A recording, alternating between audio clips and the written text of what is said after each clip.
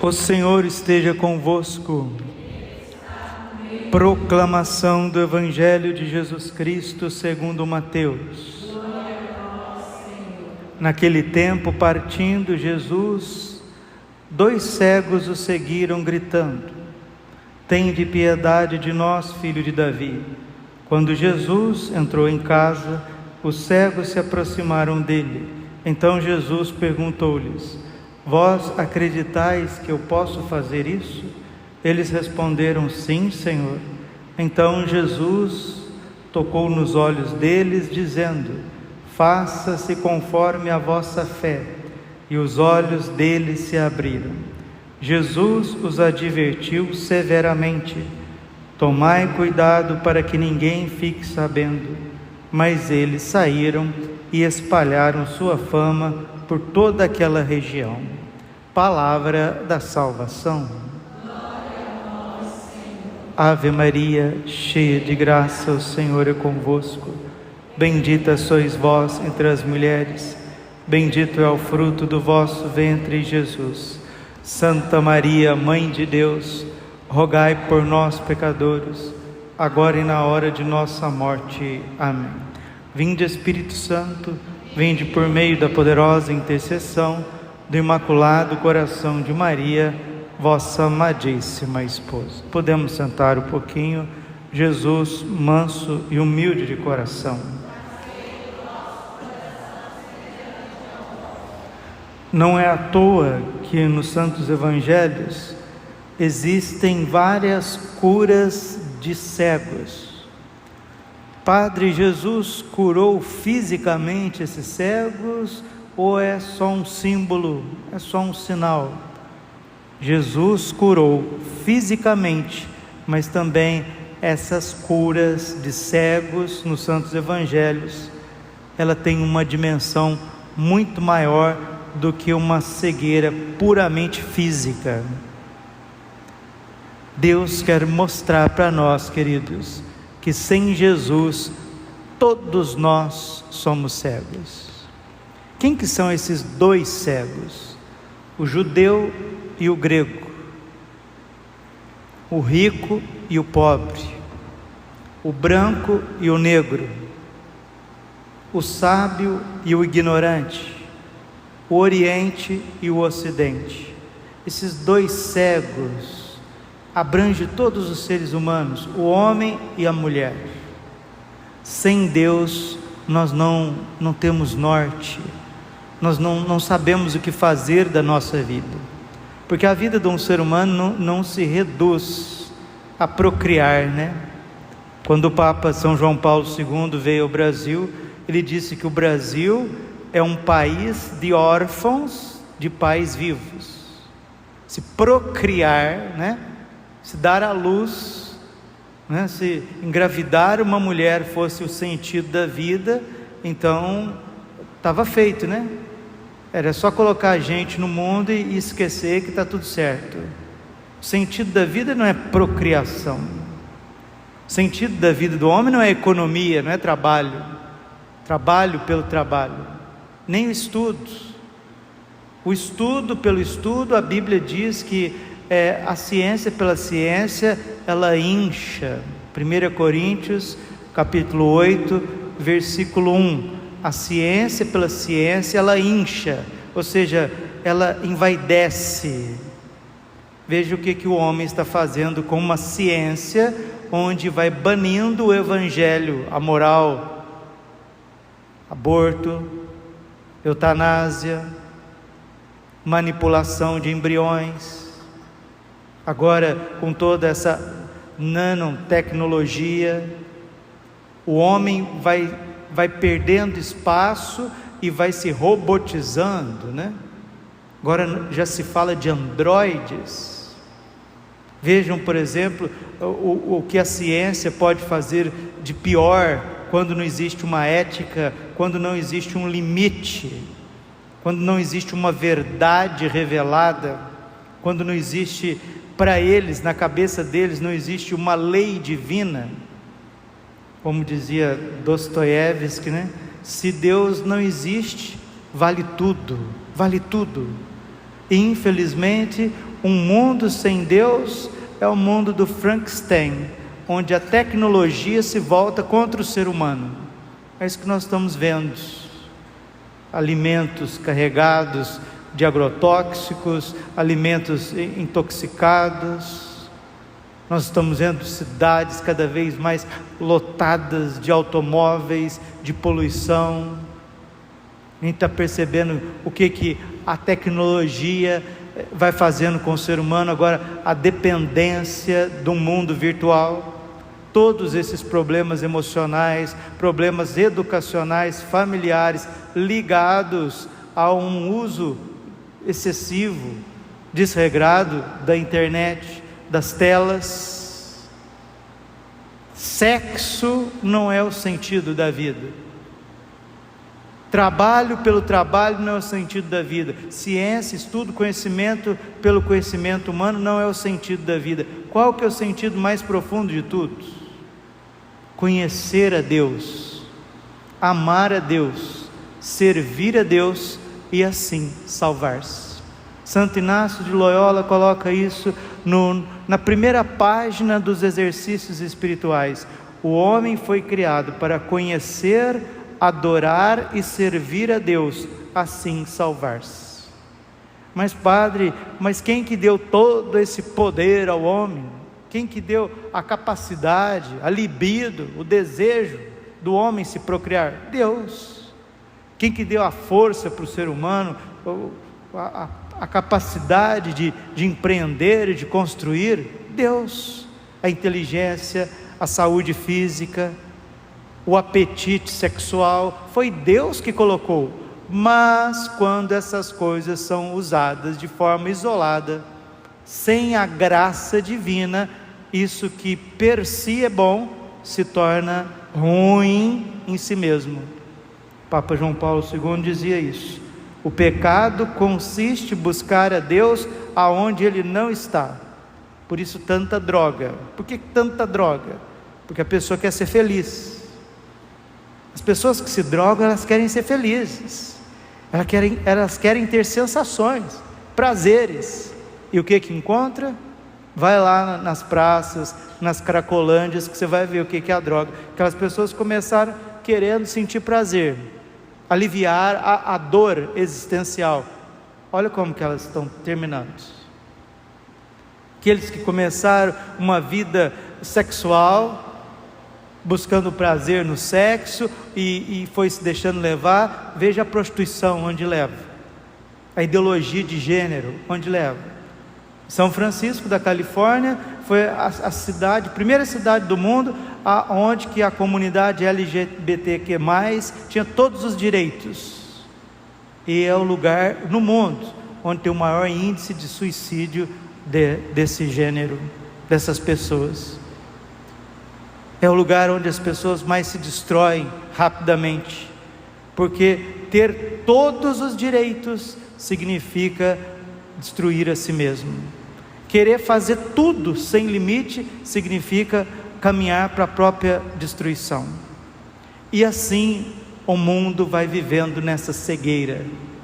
Esses dois cegos, o Oriente pagão na sua cegueira de um politeísmo e de tantas coisas, o Ocidente já apostatado da Santa Igreja Católica caminha para uma degladiação.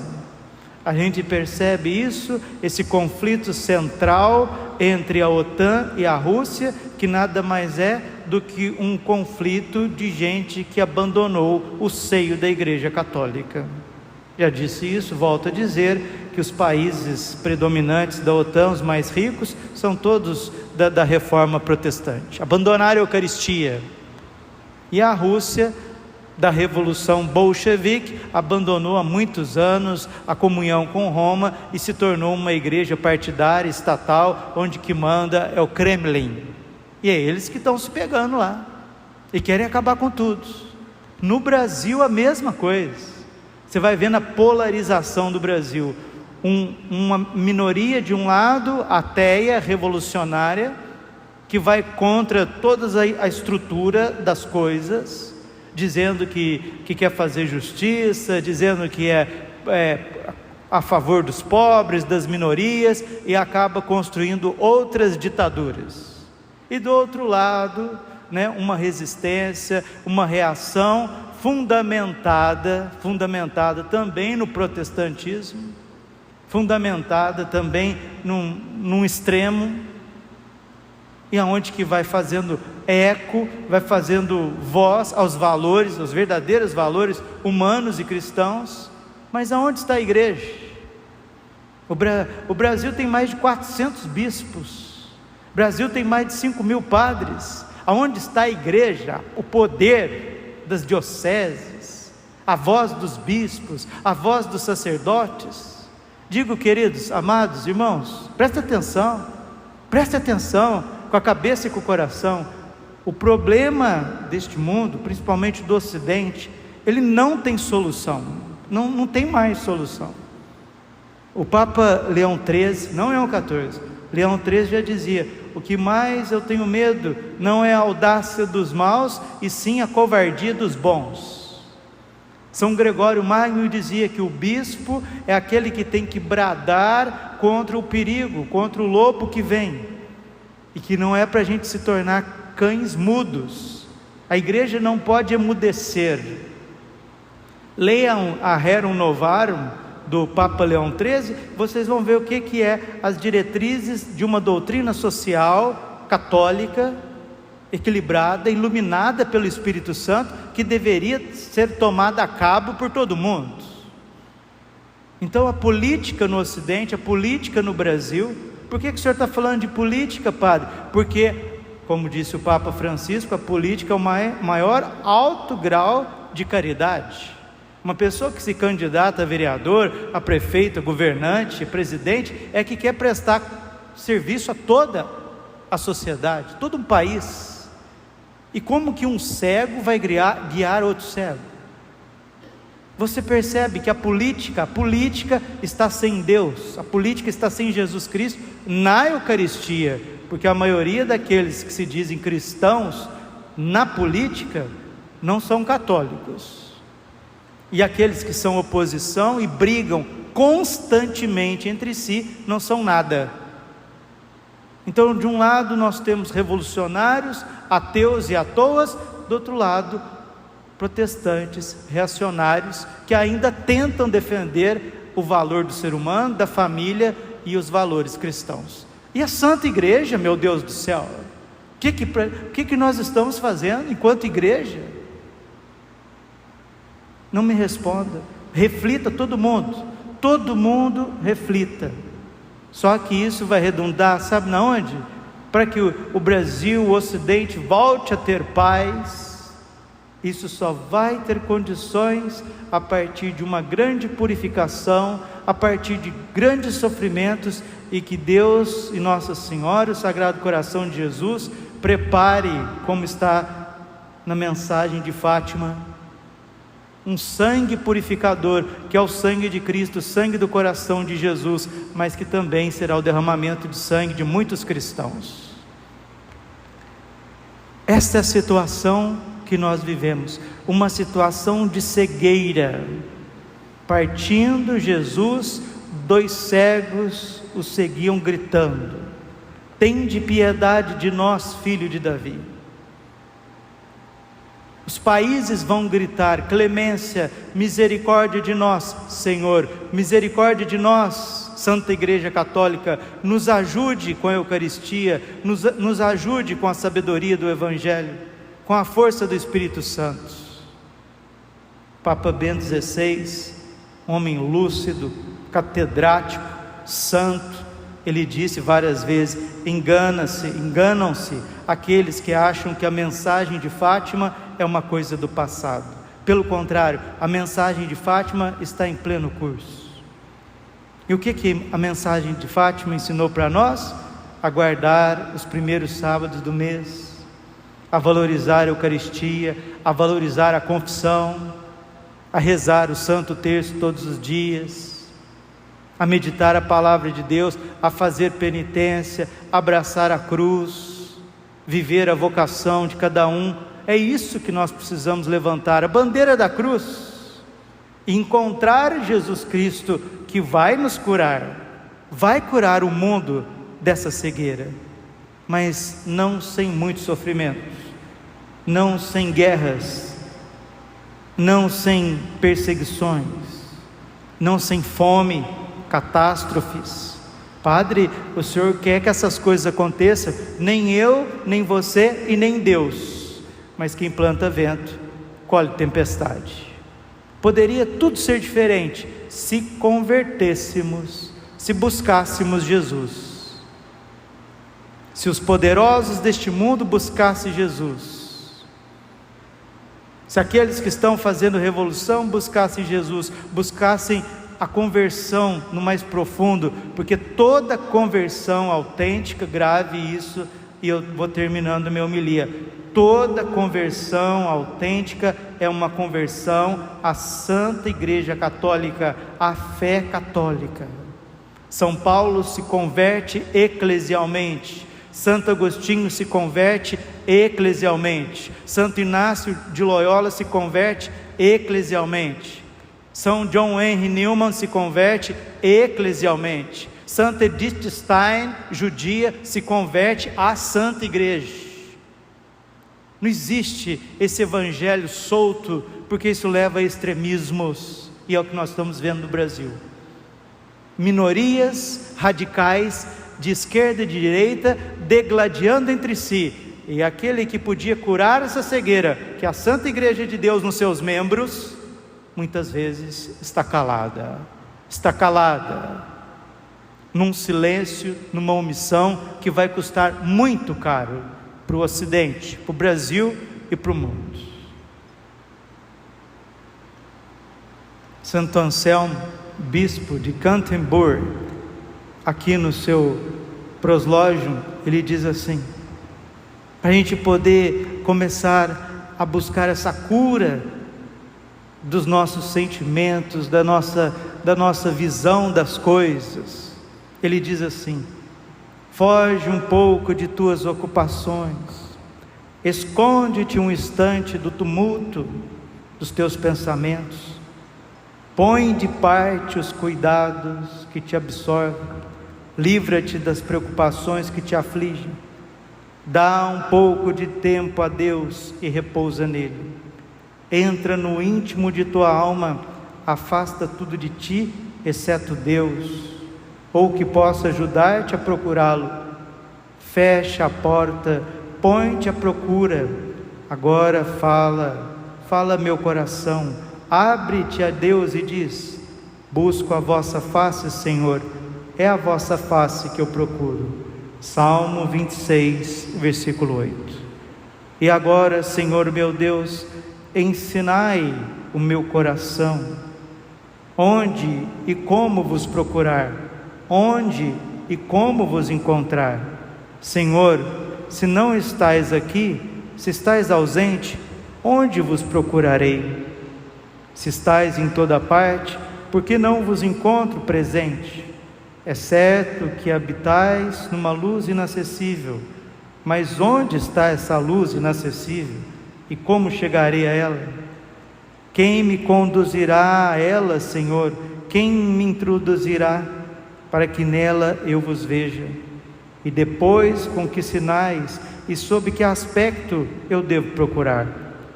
Nunca vos vi, Senhor meu Deus, não conheço a vossa face. Que pode fazer Altíssimo Senhor? Que pode fazer a esse exilado longe de vós? Que pode fazer esse vosso servo sedento do vosso amor, mas tão longe da vossa presença? Aspira ver-vos, mas vossa face se esconde inteiramente. Deseja aproximar-se de vós, mas vossa morada é inacessível. Aspira encontrar-vos, mas não sabe onde estais. Tenta procurar-vos, mas desconhece a vossa face. Senhor, vós sois o meu Deus e o meu Senhor. Eu nunca vos vi. Vós me criastes, me redimistes, deste-me todos os meus bens, e ainda eu não vos conheço. Fui criado para ver, e ainda não fiz aquilo pelo qual fui criado. Essa cegueira, ela vai acontecer a cura, vai cair essas escamas dos nossos olhos, tanto aqueles que estão no interior da igreja, como os que estão distantes, e aqueles que se dizem, mas na verdade estão mais cegos do que esses dois do Evangelho. E vós, Senhor, até quando, Senhor, nos esquecereis? Até quando nos ocultareis a vossa face? Quando nos olhareis e nos ouvireis? Quando iluminareis os nossos olhos e nos mostrareis a vossa face eucarística, Jesus, a face da fé católica, a fé revelada, a fé de Pedro e Paulo, a fé dos santos? Quando voltareis a nós, Senhor?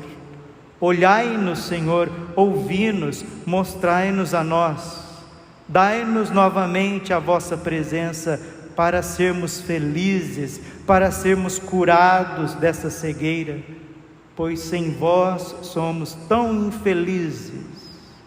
O Brasil está do jeito que está, porque não conhece a fé católica, não conhece o catolicismo, ficam instrumentalizando a fé católica, a Santa Igreja de Deus. Tende piedade, Senhor, dos rudes esforços que fazemos para alcançar-vos, nós que de nada podemos sem vós. Ensinai-me a vos procurar, mostrai-vos.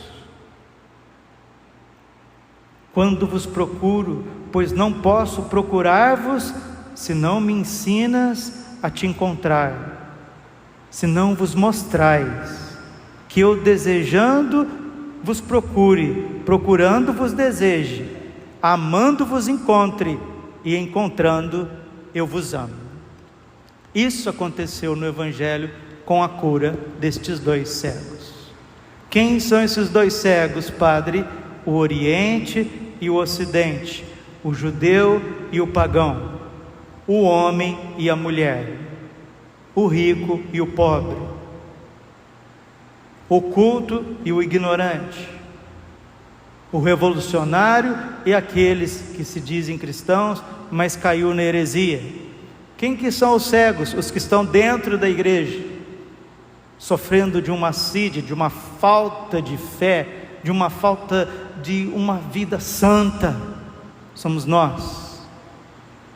E que cada missa, cada pregação, cada comunhão seja para a nossa profunda conversão e santificação.